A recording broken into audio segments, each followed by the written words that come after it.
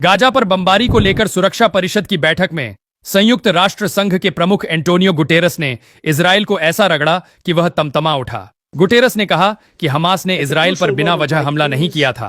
फलस्तीन के लोग 56 साल से कब्जे का सामना कर रहे हैं। संयुक्त राष्ट्र सुरक्षा परिषद की उच्च स्तरीय बैठक में जब इजरायल हमास जंग का मुद्दा उठा तो संयुक्त राष्ट्र प्रमुख एंटोनियो गुटेरस ने इजरायल और उसके हिमायती देशों को जमकर जलील किया, जो हमास की आड़ लेकर गाजा में बेगुनाह लोगों के घरों पर हो रही बमबारी को सही ठहरा रहे थे।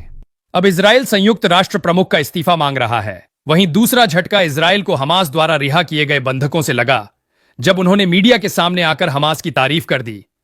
इन दोनों घटनाओं से इजरायल को इस कदर मिर्ची लगी कि वह तिलमिला उठा। दोनों खबरें आपको विस्तार से बताऊंगा। शुरुआत करते हैं पहली खबर से। संयुक्त राष्ट्र प्रमुख ने अपने बयान में कहा कि इस बात को भी स्वीकार करना जरूरी है, हमास के हमले बिना किसी वजह के नहीं हुए हैं।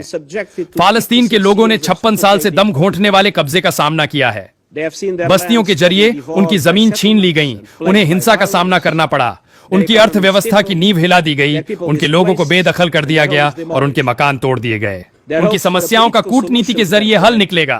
उनकी ये उम्मीद धीरे धीरे खत्म हो रही है। लेकिन ये भी सच है कि फलस्तीनी लोगों की दिक्कतें हमास के इन हमलों को वाजिब नहीं ठहरा सकती, और हमास के हमले फलस्तीनी लोगों को मिल रही सामूहिक सजा को सही नहीं ठहरा सकते।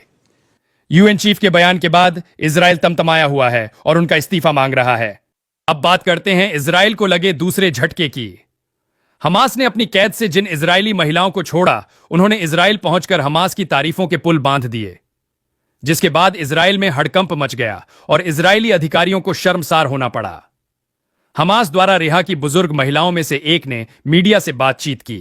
महिला ने इजरायल के अस्पताल में पत्रकारों से बात करते हुए कहा कि हमास का कैदियों के साथ बर्ताव बहुत अच्छा है और वो कैदियों की जरूरतों का पूरा ख्याल रखते हैं। महिला ने कहा, हमास के जवानों ने हमें आश्वासन दिलाया कि हम कुरान को मानते हैं और कैदियों को हरगिज कोई तकलीफ नहीं पहुंचने देंगे, उनके साथ अपने साथियों जैसा बर्ताव करेंगे।